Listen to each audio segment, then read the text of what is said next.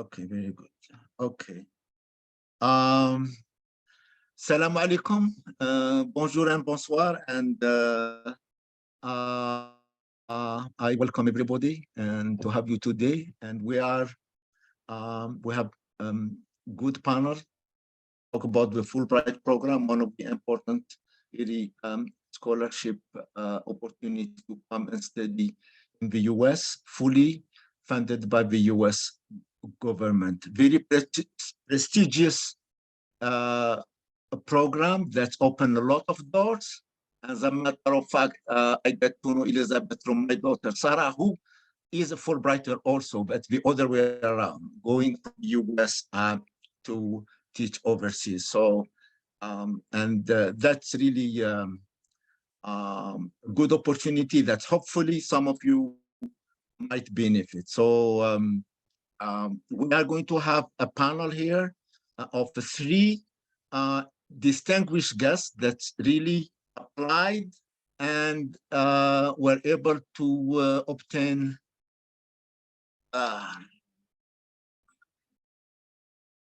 were able to benefit from the from the program. And anyway, before starting, I would like to Omar, can you allow me to share? I just went through the brief introduction about the association, and then I will leave the floor to Elizabeth to really the presentation about the Fulbright program.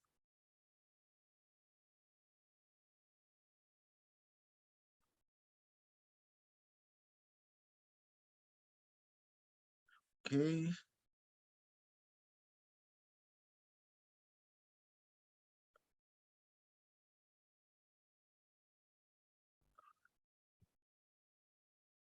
You are sharing. Okay. Okay, so all right. Can you see my presentation? Is it? Or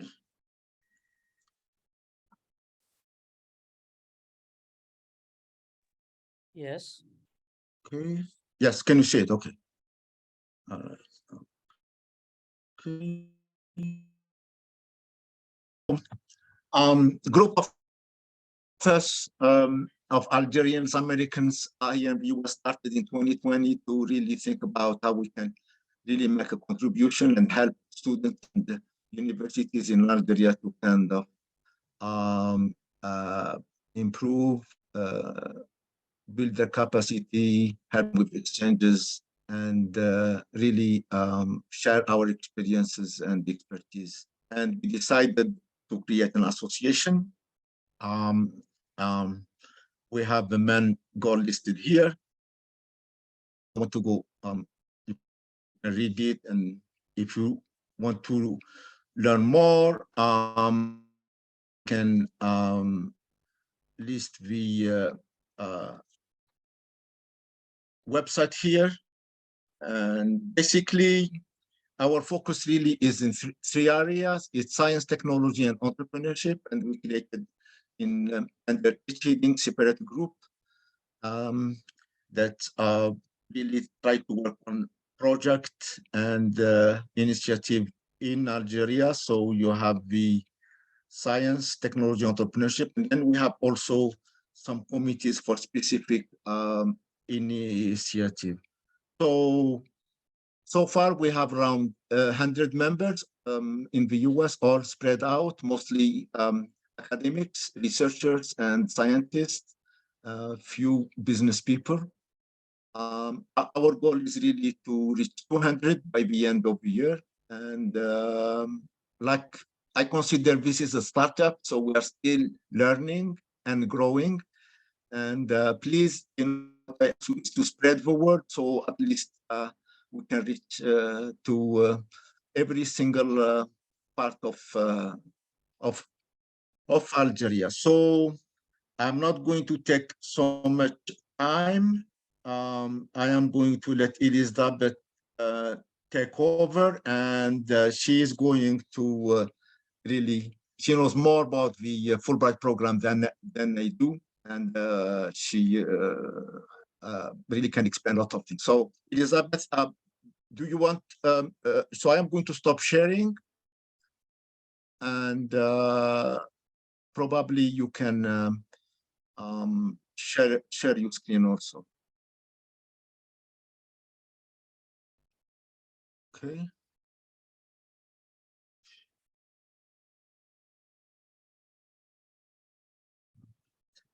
Your mic is off. Okay. Hi, everyone. So I'm sorry, I just had to actually step out. I have a 16-month-old daughter, and so she just got up from her nap a little bit early. But I'm very excited to be here today. So my name is Dr. Liz Prego. So ahlan wa sahlan, assalamu alaikum, alaikum mubarak shwiya, like a little bit late. But it's very nice to have this group here, and I'm very excited that you're learning more about Fulbright, as it is a really excellent program to help you advance in your careers, and then also for you to be able to come back to Algeria after finishing the Fulbright and to invest in your country, which I think is absolutely beautiful and amazing. And actually, I'm an historian, work at Appalachian State University, which is part of the University of North Carolina system. And I've held a number of fellowships through the State Department, which also is the one that administers the Fulbright. But I've actually not held a Fulbright, and that's because I do work on the history of Algerian culture. And Fulbright in the past, until recently for Algeria, has wanted to fund individuals who would be teaching or working on more sort of STEM related projects. So actually I'm someone that I know a lot about the program. I have applied before once or twice, but I've also held other similar kind of grants through the State Department, including the Critical Language Scholarship for Arabic. So but to just kind of give you a little bit of, so my background, though, my relationship as well to the Fulbright is that I have helped American students to prepare to apply for this program. And some of the goals are very similar between individuals who are applying from the US and individuals applying around the world to come to the US. This is very much a program that is intended to help facilitate better understanding and appreciation of individuals that are of American culture for individuals who are coming from abroad, and also for those individuals to teach Americans a bit about their culture as well. And also, once again, to kind of facilitate these exchanges so that individuals are able to really broaden their knowledge and their skill base, and able to take that knowledge, whether you're a US student who's studying in Algeria, to bring that back to the US, or vice versa as well. So it really is a fantastic opportunity. And so just to talk about really quickly in terms of the application. So I did put in here some of the requirements for it. So do go over the materials very carefully. Something that's really important for Fulbright for you to know, as Mr. Badrouni was saying earlier, they really want to make sure that you're completing everything on the checklist, that you do meet all of the requirements, that you do have everything that you need. It does look like you need a GRE score. So that stands for Graduate Record Examination. It looks like you also need TOEFL as well. I wonder if you do need, because it looks like that was on the sheet, the GRE, because that's one of the biggest kind of challenges. And I think they might have done away with that. I wanted to see that really quickly. It looked like it was on last year, and they might have actually waived that, which is good. But do make sure that you have, and actually it doesn't look like GRE is no longer required, which is really good. That's a very difficult thing, but just to make sure that you are kind of really paying attention to that document, reading it very carefully. Do reach out to the folks at the US Embassy who do administer the Fulbright to ask them questions if you have any questions. It is important that the applications be complete and that you are answering all parts that they're asking you to really engage with. And so two of the key things that you need to have for that application are a personal statement that's in English. It's up to 600 words. This is an opportunity for you to show the committee what you are kind of about personally, and particularly why you want to study in the US, and how you're kind of planning and thinking about how you would use what you learn in the US to help your home country to go back to Algeria and to invest in developments. And whether that be sort of you're helping at a university and you're contributing to academic knowledge, or whether you're doing something a bit more sort of tangible and on the ground, and something that's a little bit more sort of applied. I mean, both kind of have applied skills, but perhaps something that's a development project, or maybe learning business skills, and taking that back to the US, starting a company, or taking that back, sorry, to Algeria and starting a company. And so that personal statement, I think one of the things that they're really looking for, and I would see if any of the other panelists would agree with this, but I just know from me looking at the US student side of it, they're really looking to see that you are someone who is very open-minded about different cultures. If you do come to the US, you are going to meet individuals from all around the world. I'm in sort of what's considered a small town, North Carolina, and I have neighbors who are Egyptian. We also have neighbors who are from Thailand. So you know, the committee does want to see that you're very open-minded, that you're someone who would be very talented at facilitating cultural exchange, or someone who would be very open to teaching about about Algerian culture to individuals who are here. That you would help to kind of bring that diversity and to help to enrich the graduate program and the university and the broader community that you're a part of. Because we really are, the Fulbright really does look for folks who are going to contribute sort of at all those different levels in their graduate program, in their classes, and also in the broader community. So this is a space where you might want to talk about whether you've traveled abroad before, or whether you've interacted with folks who are from different backgrounds in your studies already or in your life. So you might be part of a group that I'm trying to think of something really quickly in Algeria. I know Tunisia a little bit better in terms of some of the organizations, but you might have perhaps hosted people who have been from abroad and taught them a little bit about Algeria. This is kind of a space where you can talk about that, but also talk about sort of your kind of personal ambitions as well. And something that for both parts of these kind of two statements, you have the personal statement, and then you also have your research study objective in English. So really kind of saying exactly what you want to do in the US to really paint a clear picture for the selection board, as well as for the graduate program, because this is going to, your application materials here do get forwarded on to graduate programs in the US, to really show them your kind of career trajectory. What have you studied so far in Algeria? Why is it essential that you come to the US to kind of continue that scholarship, or how being in the US is going to help you to continue to grow in your chosen field, and to increase the possibility that you're going to be able to contribute to that field in Algeria. And so you kind of want to have the sort of where I've gone so far with my studies, how the Fulbright's going to really help to make me a better engineer, to make me a better business person, in order to be able, and to make me a better leader, in order to be able to do this thing when I come back to Algeria. So they're really kind of looking for that in that research or study objective. It might be a space as well where you mention, and this is really important if you can do this, particularly if you're interested in more sort of academic projects, to mention whether you're going to be building off of a previous scientific study, a previous body of literature. You can mention that here. And I would always include a citation, and I'm actually not sure exactly, you would need to check with the US Embassy and the facilitators of the fellowship to see how to cite that other research, but do make sure that you have those citations included. And I've talked for a couple minutes, so I don't know if, is this okay, what I'm kind of covering, Mr. Yeah, that's Badruni? okay. Is it all? I think Okay. maybe what, do you have a presentation? I think you can share it and go through it on. Yeah, I actually don't, have a PowerPoint. So this is, I'm just kind of going through and kind of going through what I have. Do you want to go through and, okay. I think I sent it to you, the one that. Oh, so you wanted me to bring up the presentation. Okay. Yeah. Okay, let me kind of go down here. Yeah. Okay, let me go down here and open that up, and I should be able to share. Let me see if I have it. Got it, I do. So I'm just going to open this here. You're going to see I have a couple of different things up. Yeah, just skip the one with the association. We go straight. Yeah. Yeah, this one. Down here? Yes.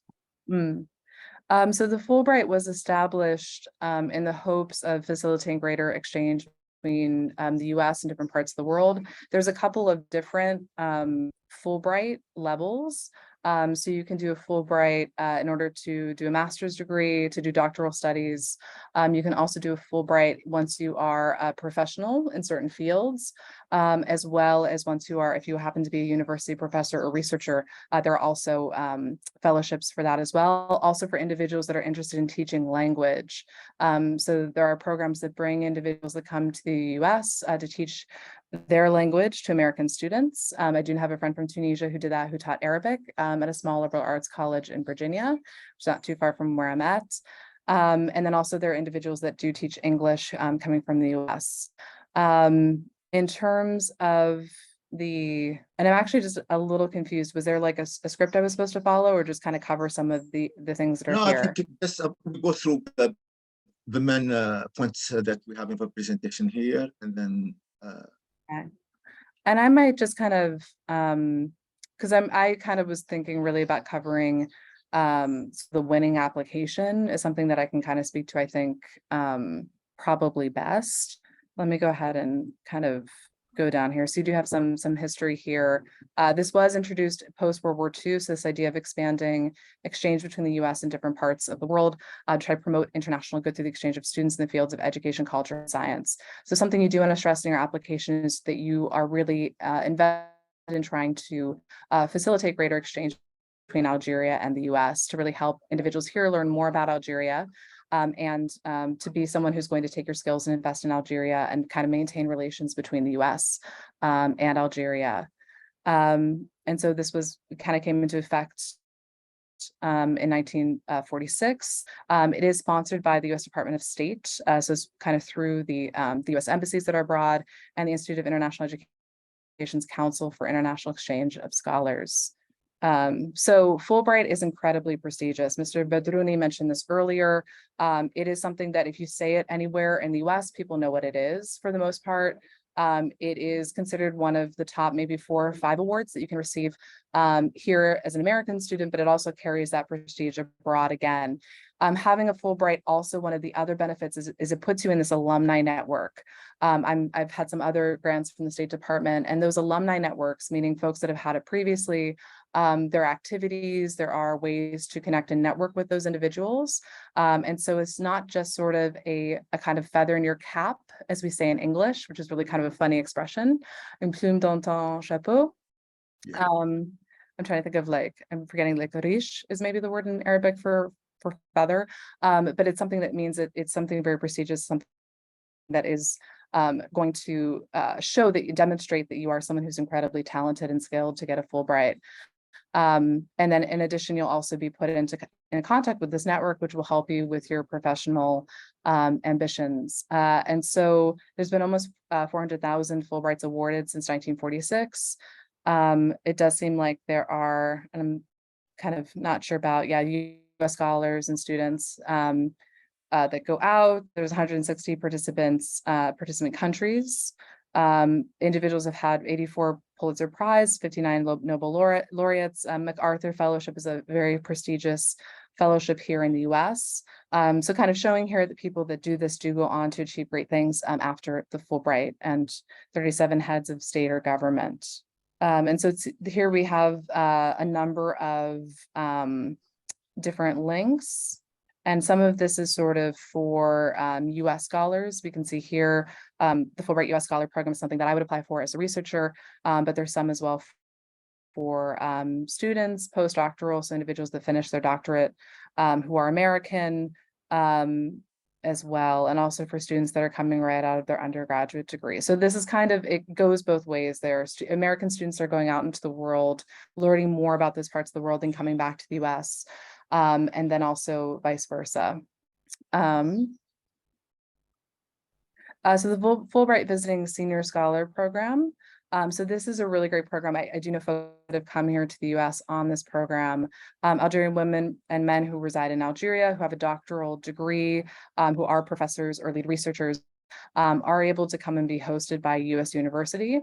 Typically, you have to give a talk. You normally don't believe you have to teach it all, but it is something that if you do any sort of professors that have really great research that might be interested in collaborating with the US institution, this is a really good opportunity for them. And then the Fulbright Foreign Student Program allows students from different parts of the world to come to US to pursue a master's degree. And there are some ways of getting doctoral funding as well.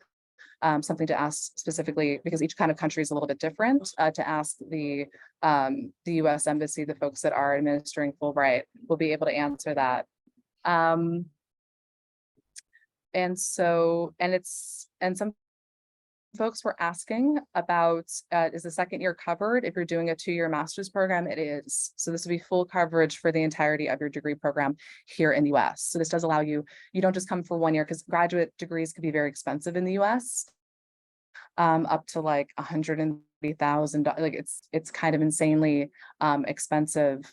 And so it is really great to have this program that's going to fund you so you don't have to take out any loans. And it's something that's really great. You get your tuition fee covered.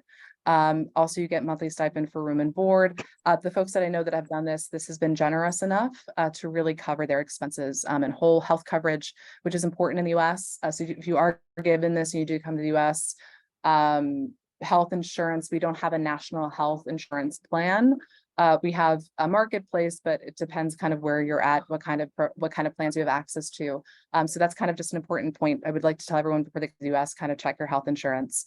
You also get round trip ticket to and from Algeria, or to go back to Algeria. And you also get to participate in Fulbright enrichment programs. Once again, being part of this broader network, it's going to help you to hone your skills and to be able to contribute to Algeria when you finish up. Because one of the requirements here, and this is very important for your application, is that you do have to go back to Algeria after you finish your degree.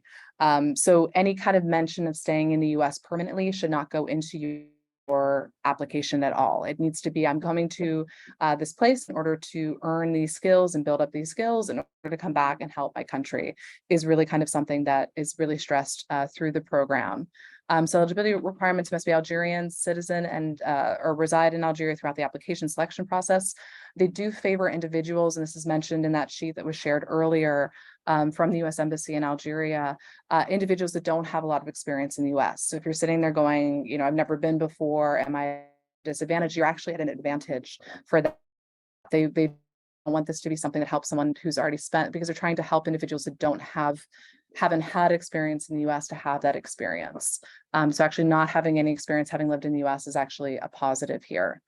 And then also English language proficiency is very important. I'm very glad it does look like they dropped the GRE requirement from 1 year to another. It's a very difficult sort of entrance exam that's standard across the board that everyone has to take to go into graduate programs, but it's starting to be waived now. It is very difficult. So I'm glad that they're waiving that. And so winning application, this is really kind of what I wanted to kind of stress here, some tips to really help make your application strong. So do connect with Fulbright alumni. I do know someone I can put folks in touch with who is from Algeria and did a master's degree in architecture here in the US. I know a Tunisian as well, a Tunisian woman who did her master's here. You have to prepare your personal statement and your research project. So these are kind of two of the most important parts of your application, where you really get to demonstrate to the committee how you're going to be able to really make the most of this experience, and how it's going to benefit both the US and Algeria, and potentially your field of study. If you're going to be making some really big headway in, for instance, biochemistry or microbiology, this is a really good place to kind of to make sure that that's clear. As you're preparing your personal statement and your research project, once again, personal statements should really kind of stress like your preparedness to go and study in the US in terms of your ability to be very interested in different cultures, and your kind of passion for your field of study, as well as your desire to really serve as a cultural ambassador. I think that's really kind of what the personal statement is for. To give you a few other tips, Mr. Duruni mentioned earlier, kind of don't give them a reason to turn you down.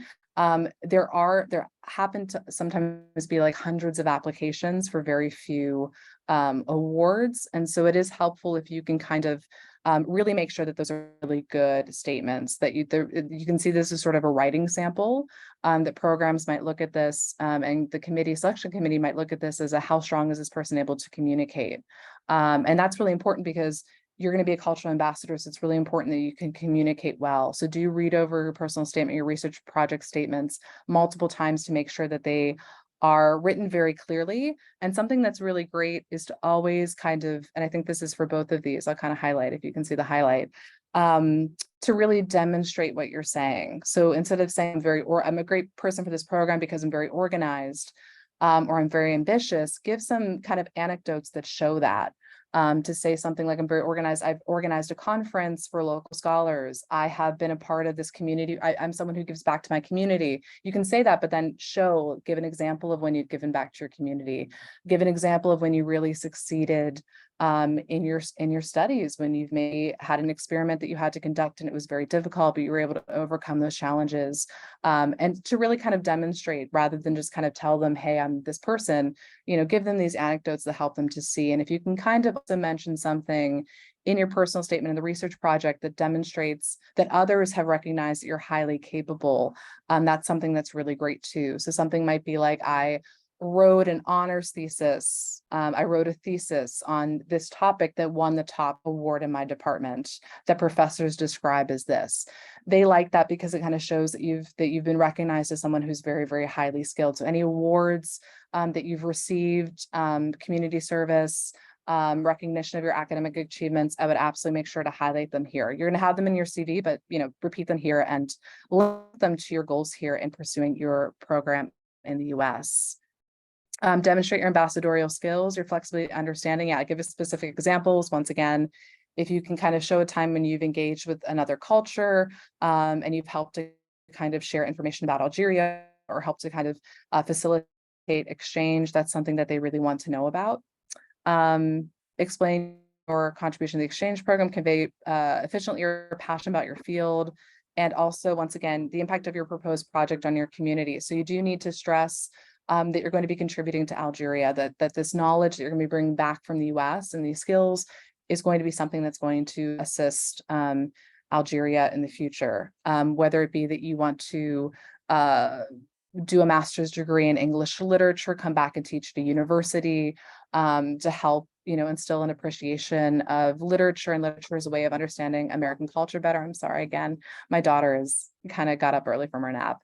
So sorry, it's tough to be outside. And I will just kind of take a brief second here just to check in and see if all of this is good. So is this okay for the moment? Yeah. Okay. So do feel free if you have anything to add. Hopefully I'm kind of hitting on the major points. No, I think you did. I think right now is we can open the floor, I think, to the audience. And hopefully we can answer most of their questions. So if you have any questions, please identify yourself first and tell us about which university. If you are graduate, undergraduate, what field of study, and then state your question. So the floor is open. And raise your hand so we go by order. Any volunteer? Any volunteer to go first? So we'll repeat, this kind of came up a little bit in the chat. So someone asked about a second year. Both years of your Fulbright will be covered. If you're doing a master's degree, it's a 2-year program. Both of those years would be covered by Fulbright. And then someone else asked about earlier about what year do I need to be in to apply? You do need to have your licence, and then you need to have a master's of first year master's or second year master's. So you need to be sort of at that point where you're finishing your M1 or your M2 to apply. Okay, we have, sorry, Elizabeth, go ahead. Oh, no, go ahead. I was going to say we have a Bilal. Yeah. Question. Bilal? So hello, you can hear me? Yes, we do. First of all, thank you for your presentation. It was very interesting. I'm Bilal Chouchour. I'm in my 5th year. I'm a 5th year student in industrial engineering. I will soon hold my master's degree about 2 months. My question is, do you accept the Duolingo English test for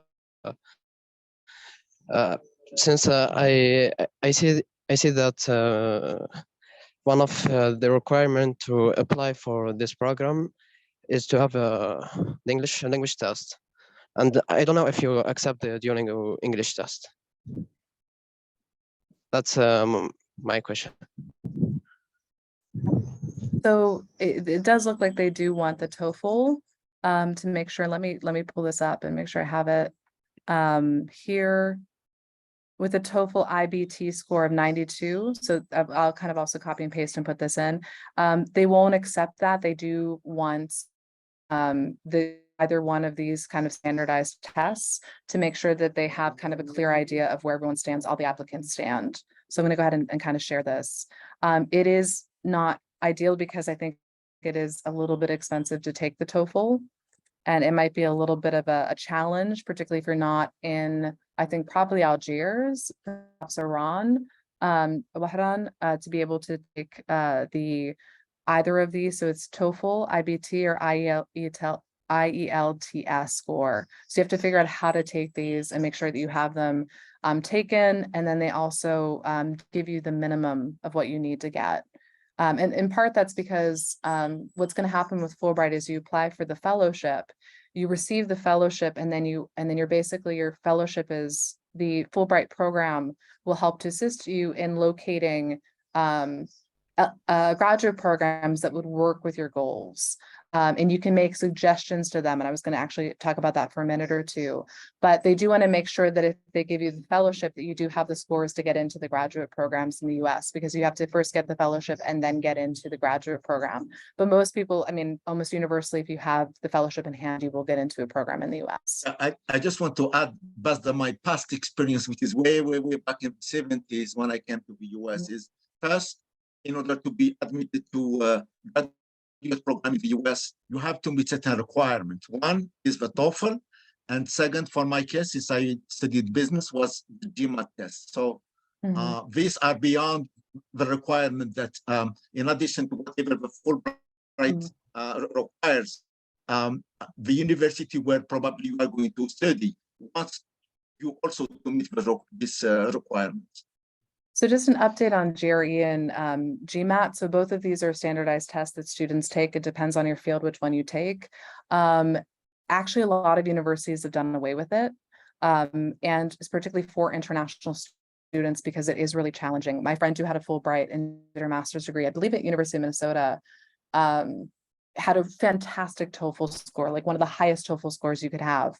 And then the GRE was like just bad because it's very specific, it's very culturally specific.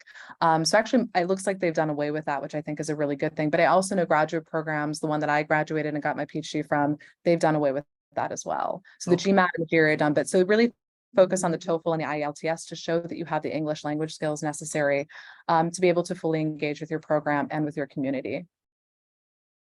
And once again, I appreciate that it would be great to be able to get another type of certification that might be less expensive or easier to get, but these are required of the program. Okay, next. Can I add just one point? Okay. I know I've passed the Duolingo test. I've got 110 in this test, which is equivalent to 6.5 of the IELTS test. I know I have to pass this test. However, I think the time is over. I don't have much time just to apply for this fellowship or a scholarship. That's why I'm asking this question. It can be hard to kind of, and for folks who are here who are not quite in that Master's 1 or Master's 2 stage, it can be helpful to kind of know about this opportunity and think about applying a few years in advance. But I'm actually not sure. I'm trying to look up really quickly where you can take these tests. It might be British Council, it looks like, where you can get sort of, I think, not the TOEFL, but the other one. The IELTS test. Yes, I can pass. However, is it possible to apply without the IELTS test? You have And to have. I will add it in the future when after the deadline or something like that, since the time is over. Yeah, actually, do you know when the deadline's coming up for Fulbright? I'm not sure. Is May 15th. May 15th. It looks like there's a couple of perhaps I'm gonna go ahead and share this British Council, so I can't verify the IELTS, which I'm not sure if it's used by the acronym. I'm more used to sort of the TOEFL. It looks like they do have some tests, but you absolutely do have to have one of these two scores that are above the minimum in order to apply. If they don't have it, they'll just reject it. So it's worthwhile maybe waiting a year and applying once you have that if you need to. All right, thank you so much.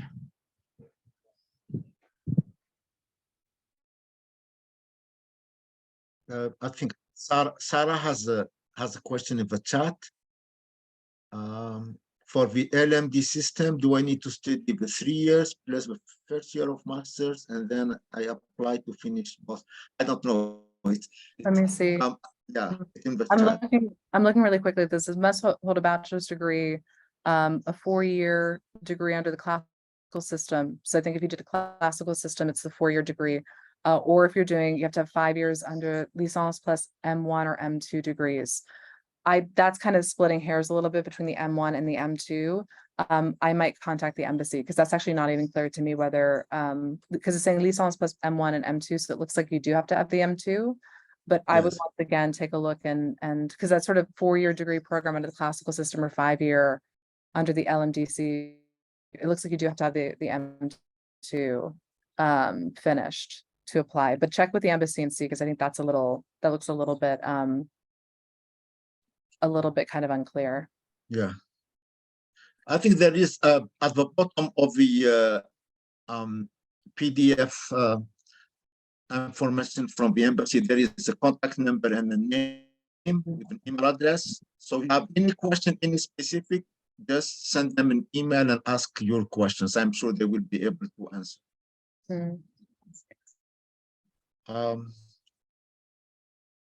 Rufaida, you are next. Yes, hello. Hello. First, I'd like to thank you for this presentation. It was very helpful. I'd like to ask a question, please. I'm familiar with writing personal statements, but I'm confused as to if the research objective is a statement I have to write or something I have to talk about during an interview. Like, can you explain, please? Sure. So you should have, this is a research statement that you have to include in the application. So it is a separate statement. It's not something, I'm trying to say, I don't believe that there's a, yeah, this is something that is a specific statement that you have to include. So you kind of give them a sense of who you are and how you can contribute in terms of being a cultural ambassador. Sort of that's more of the personal statement. You might kind of work in some of your research, your career ambition into that statement. And I would do a little bit of that, kind of mention your career as well in that personal statement. And then also to be sure to really clearly lay out how this degree that you're studying and this research that you're going to be doing in the US is going to allow you to forward your career, become a better specialist in your field, and then bring that knowledge back to Algeria and help Algeria and Algerian communities. So this is very much sort of an ambassadorial role, but also sort of a community-based role as well in terms of helping Algeria when you return. Oh, okay. And does it have to be something very specific, like I want to do this and this for my master's thesis, or can it be just something vague relating to my field? So I would say for, because I've sat on sort of the graduate side of it here in the US in terms of accepting proposals and applications for graduate programs here, I'd say the more specific you go, the better. I think you can kind of say I'm a little bit open to perhaps exploring this topic, but I want to say that you want to have some specific goals for a particular, I think you need to be specific when it comes to at least the skills and the general skills and knowledge that you're going to gain, and then how that's going to help Algeria. So I think that's where you really need to be specific. You might be like, I'm not sure if I want to write on this topic or this topic. Maybe this writer, I want to do a degree program in British literature. I might work on this author, or Irish literature, or, or American literature, probably, but American literature would be better for the program. I'm not sure if I want to write about this author or this author, but I am sure that what I want to do is kind of this general theme. And then I do want to become a professor in Algeria and help to show Algerians like the benefit of American literature and how they can learn more about, the US through literature, like that kind of thing. So I think those goals need to be really specific. I think the more specific you go, I think the better, the clearer kind of vision you have of what you want to do and what you want to accomplish with the master's program. But I think probably the most important part of that is that, sorry. Okay. Very loud vehicles and large vehicles in the US. But I think that it's once again, that's sort of a very specific idea of what you're going to do with that master's. Yeah. And I think that's really important. Yeah, I just want to add a few things because I also was in panel selecting candidates from all over the Middle East coming to the US for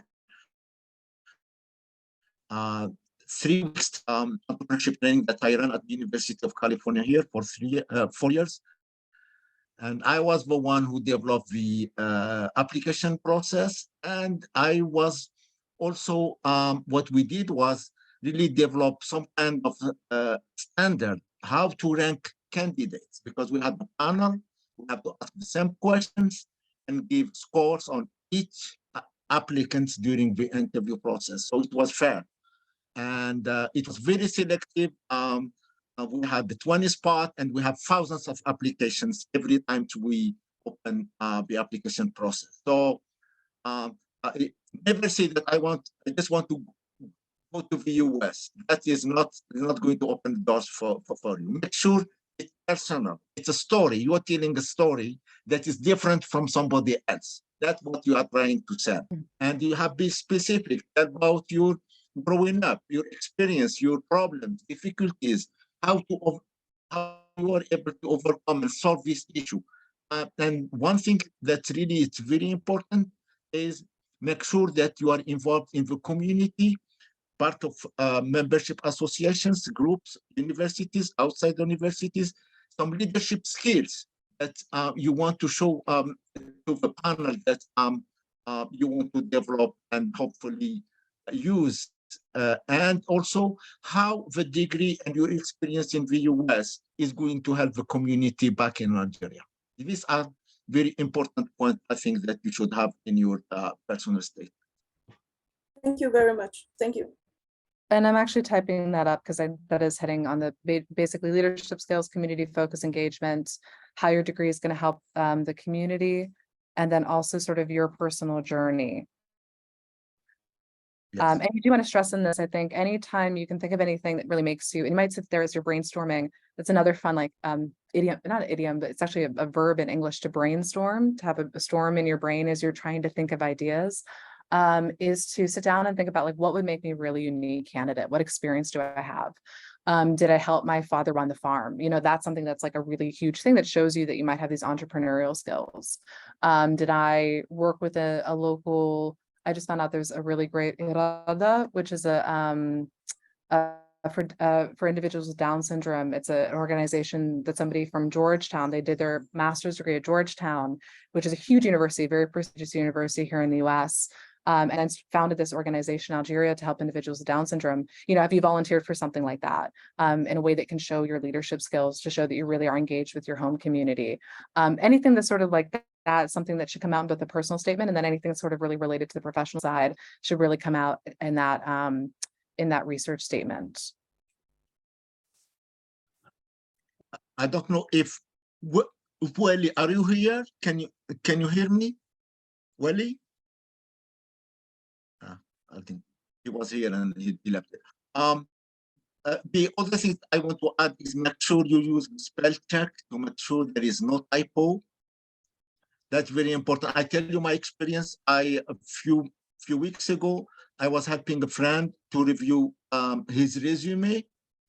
I'm trying to help him here find a job. He has been here in the US for 20 years, and I was surprised. I found when I was reading his resume, first paragraph, I see a couple of typos, and that really throw off anybody reading your application. Please, please, please run spell check. I do it every time I send something out, even though I have been writing English for the past 40 years. It's really just throw off anybody reading your application. Use it, and if you're not sure, have somebody use your application.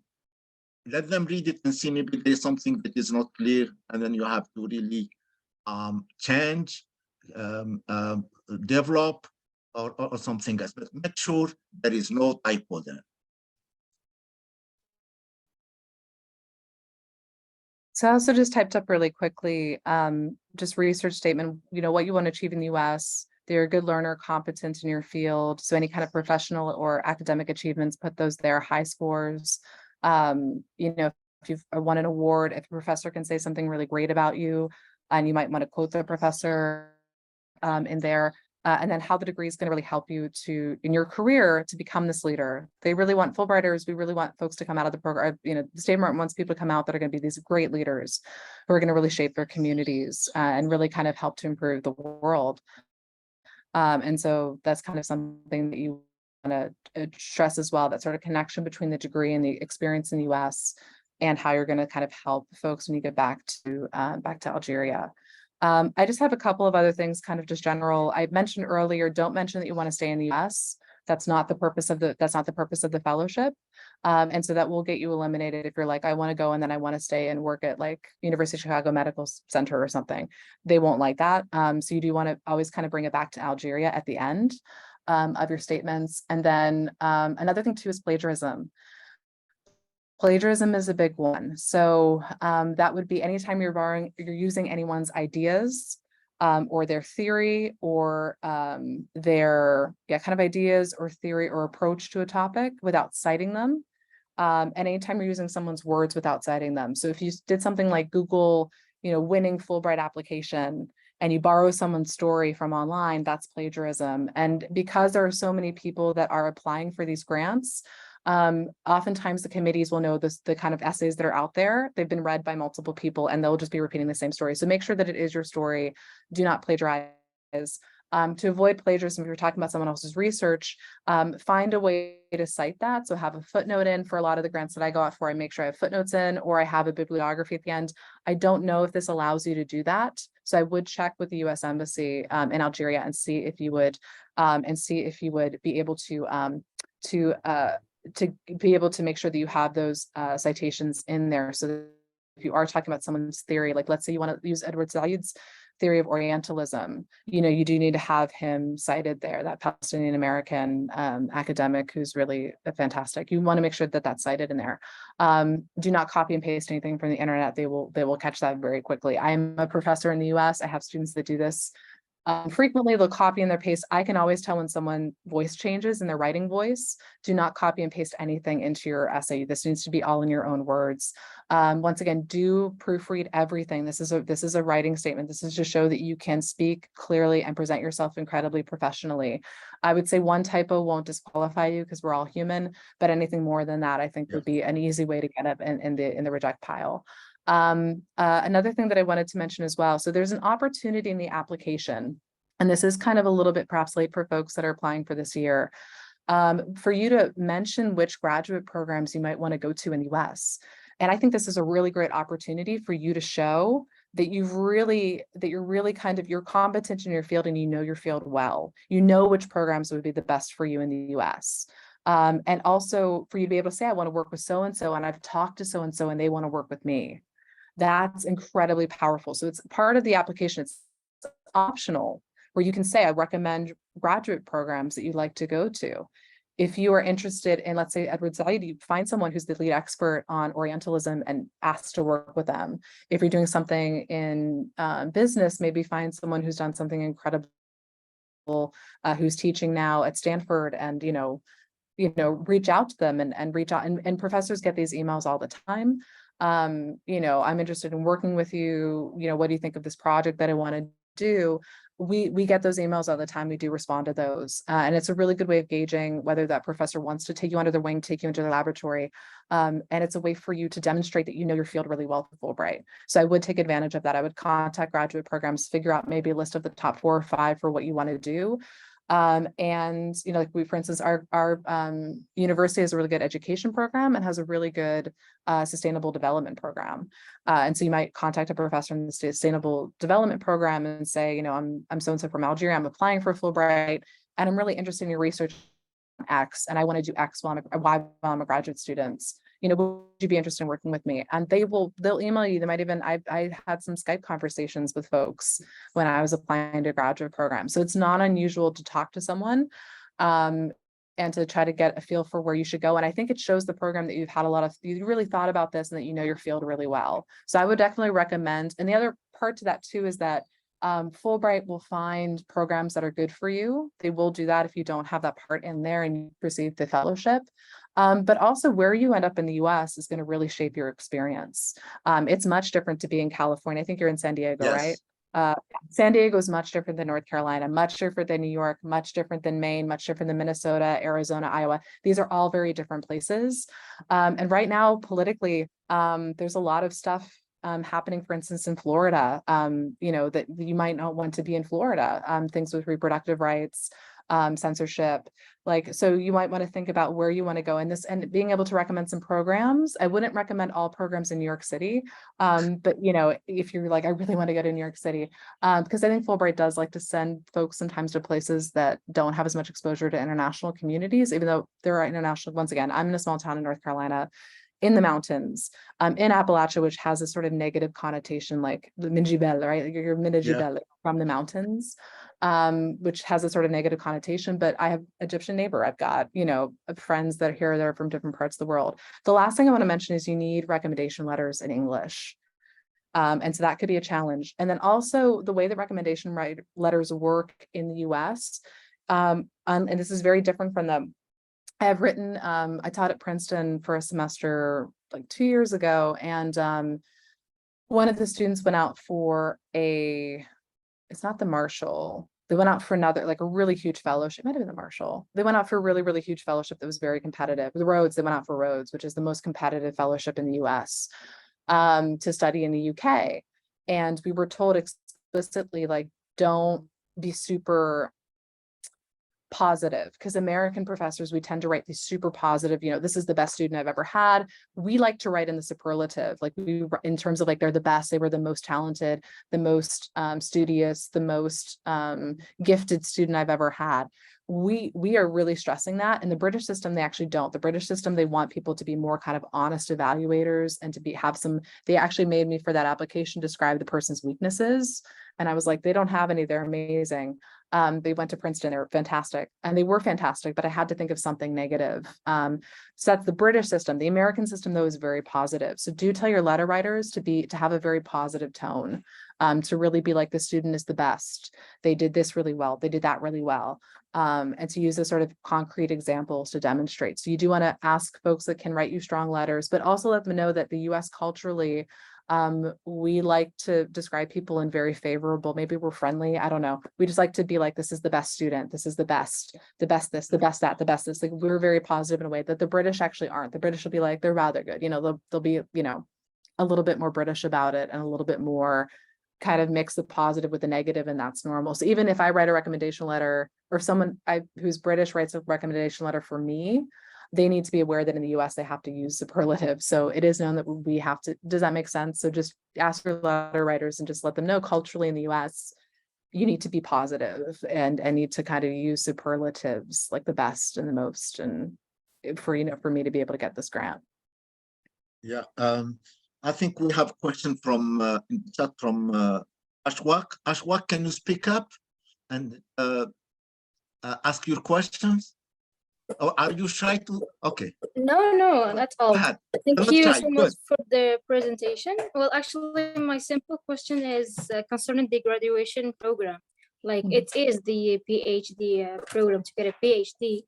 For how long it will take to get that PhD, and will it be fully funded? Like, even if the program will take long, we know research from time to time take time to get the results. So will it be and will continue to be fully funded? That's my question.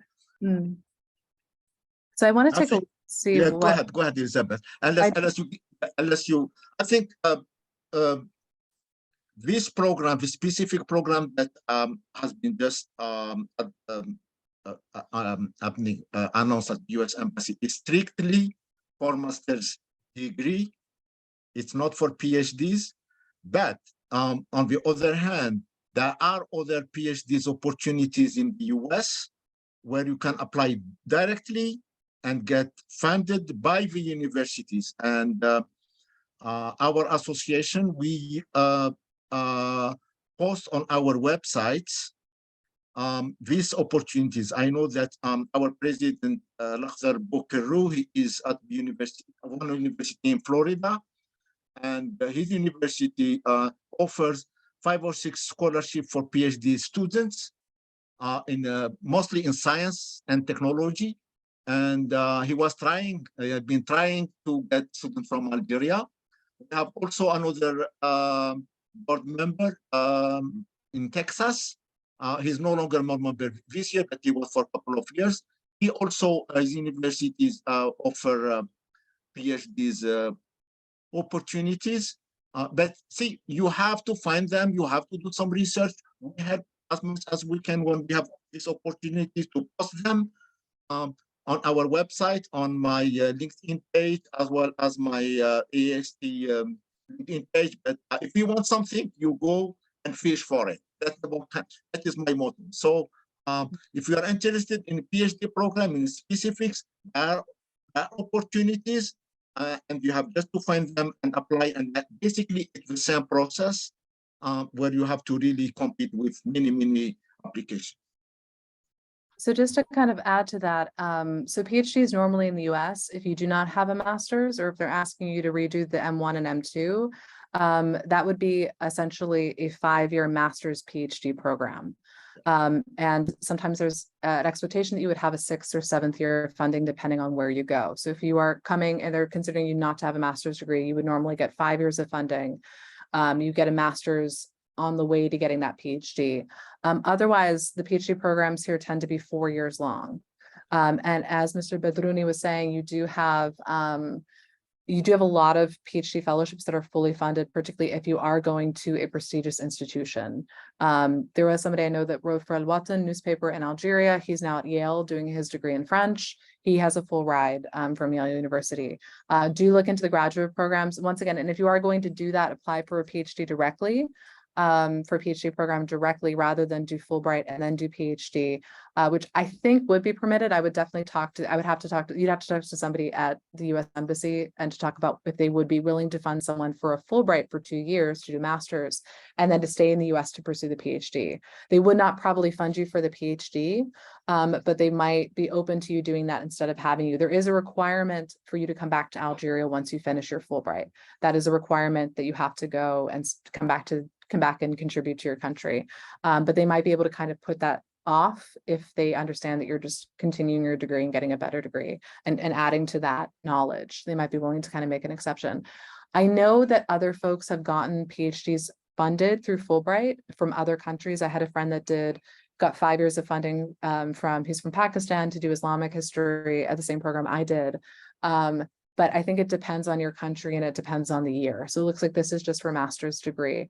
But once again, you can't apply to programs directly. I would always talk to someone, the professor that you want to work with or the professors that you would be interested in working with before you apply for a PhD program, because you do need someone to be your on dit directeur. I don't know, I'm like kind of tired about this person that's like directs your thesis. Advisor. You need your advisor. Yeah, you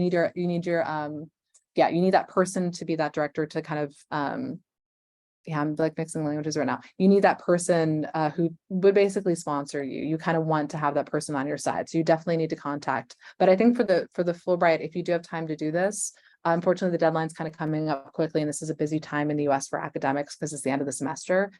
For those of us that are in a semester system, you do want to reach out. I would reach out to professors and be able to say in your Fulbright application, I've talked to so-and-so and they support my application.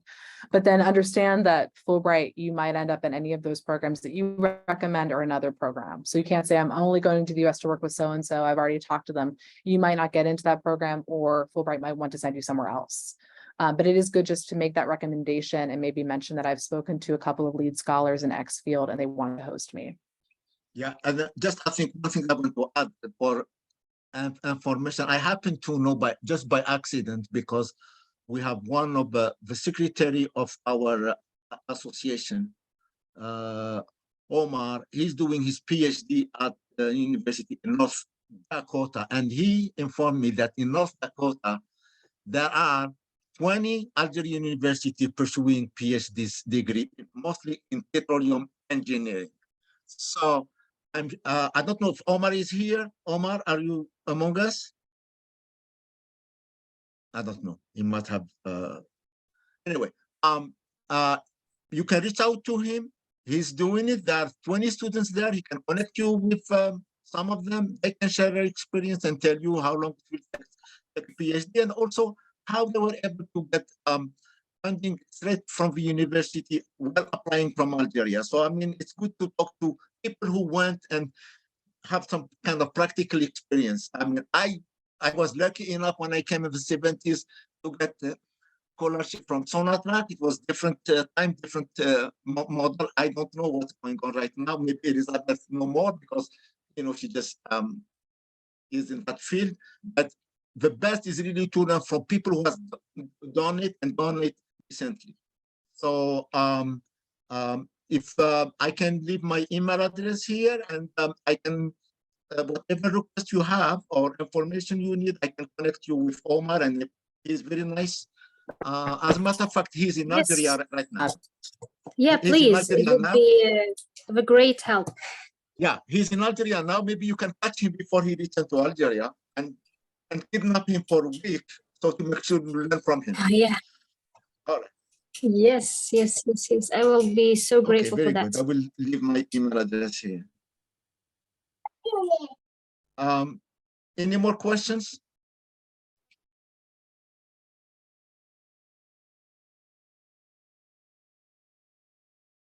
So we did a good job so far, or? Oh, okay. Omar, I think he just wrote something. And Omar, if you don't mind, just list your email address here so people can reach out to you.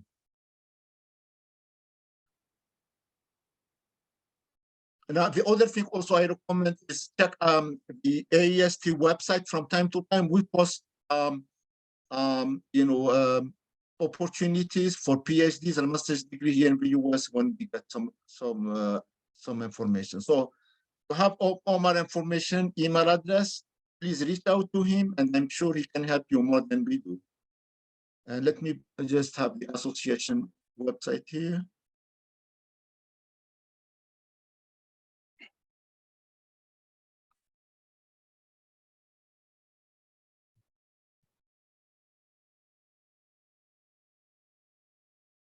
Oh, Halak, you have the floor now. Ella? Your mic, okay. Go ahead. Can you hear me? Yes. All right, first of all, thank you for this informative session. It's actually very helpful. I was a bit confused, and this is, helping me manage my stress for applying to the scholarship. So I do have a couple of questions for both Madam Elizabeth and Mr. Bedrouni, if it's all right with you, and I'll start listing them one by one. So first of all, I do have my IELTS score. I already have it, and I know that a lot of university programs require the GRE, and I wonder if I can actually apply and then pass the GRE after the application. If it's okay, or should I just drop it because the application is like 2 weeks from now? And second is, when it comes to personal statement and statement of purpose or research proposal, it's a bit confusing for me because I've been told that personal statement is more about you. So the questions you have to answer are more like, what kind of person are you? What are your skills and leadership and, networking, all that kind of stuff. And you should adopt more of a storytelling method to, have a more captivating essay. And when it comes to the research proposal, is more about what kind of programs you're interested in and what kind of research field. I've got a bachelor's in applied microbiology and master's in parasitology. So if it's a research statement, for example, I don't know, I'm hoping you correct me, but I should talk more about the fields and domains I'm interested in. For example, hey, I'm interested in microbiology and infectious diseases and immunology in X, Y, and Z, and I've contacted Professor X, Y, and Z or Dr. Y and Z.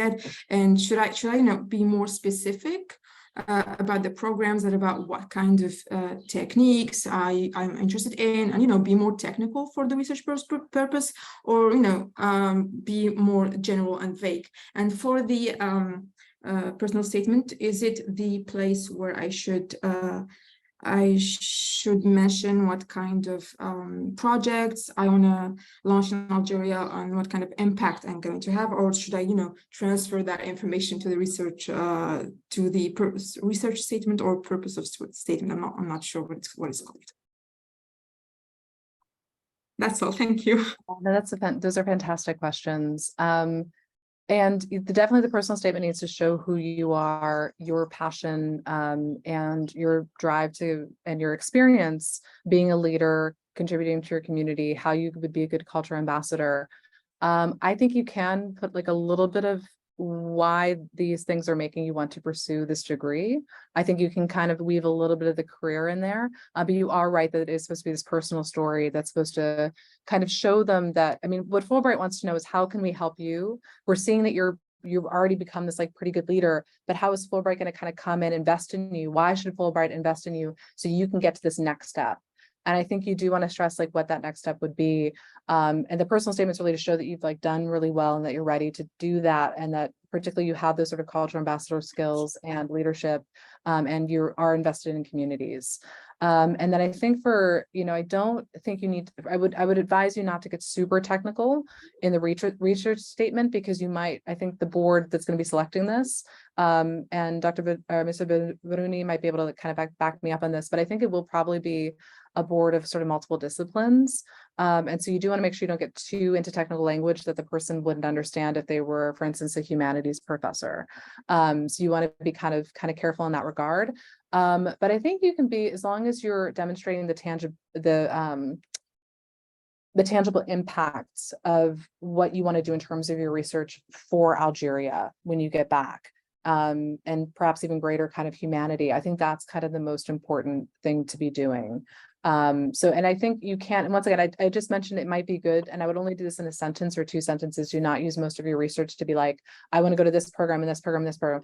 There's a space for you to recommend programs. Try to recommend those because it just shows that you know your field really well. I think it sounds good. And then also you get some control if you don't want to study. Maybe this happens when you're applying for graduate programs. You might hear that so-and-so is not a good person to work with. So-and-so might be retiring, so you might want to be like, I don't want to work with so-and-so, or you decide you don't want to go to Texas or Florida, or you don't want to go, you want to have some control over where you go. You want to maybe be in a larger city.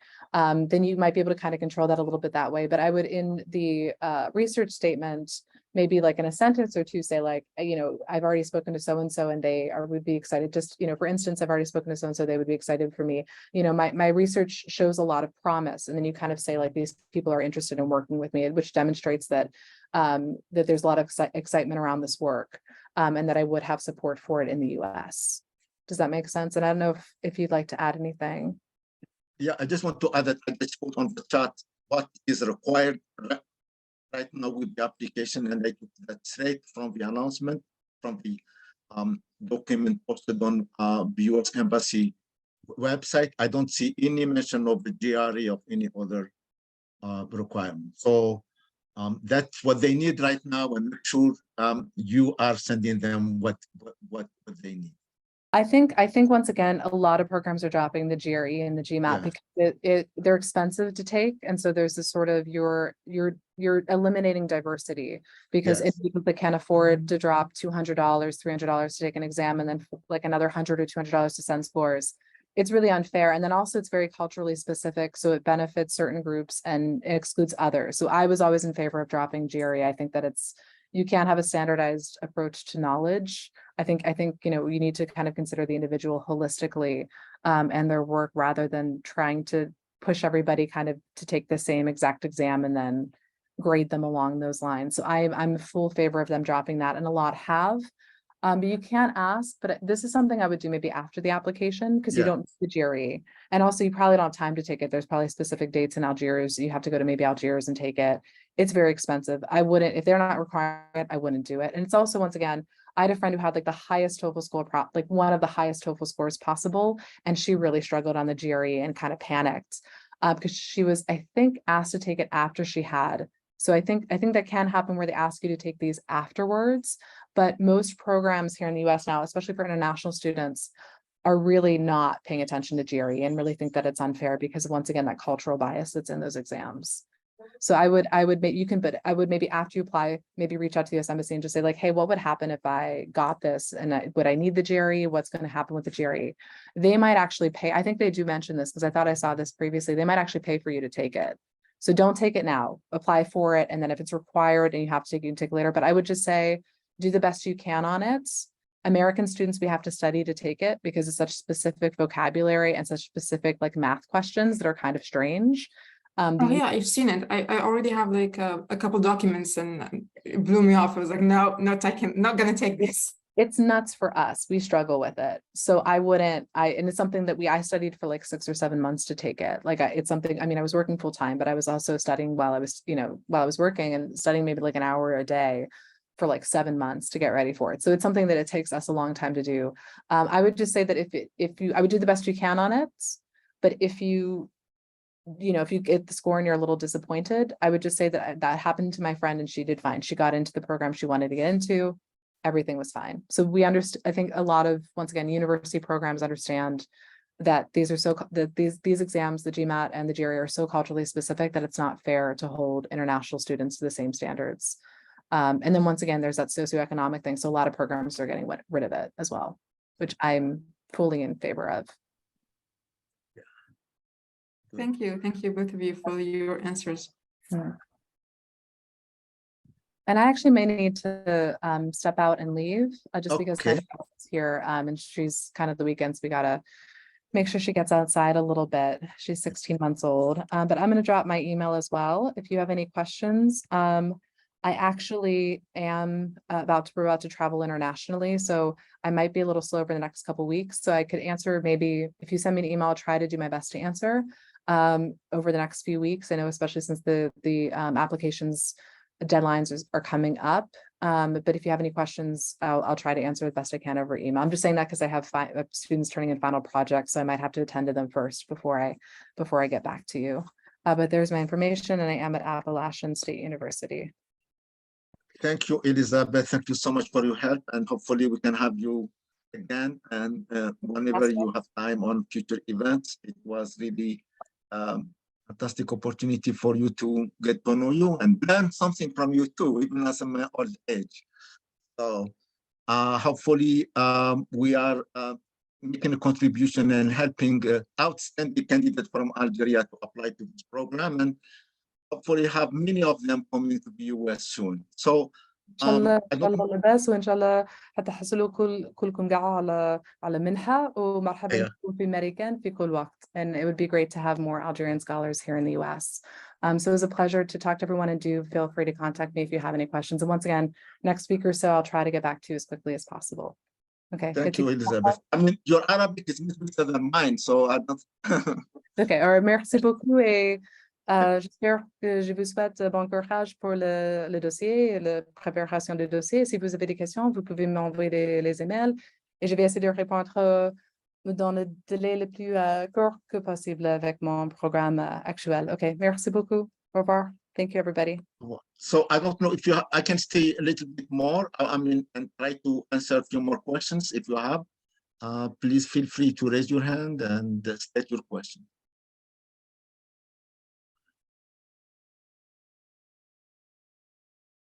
No questions? Okay, well, in that case, I thank all of you to the time you spend with us learning about the Fulbright program, and I wish you good luck. And then if you have any questions, you can even reach out to me, to Omar, or to Elizabeth. So on this, I say thanks a lot and have a nice day.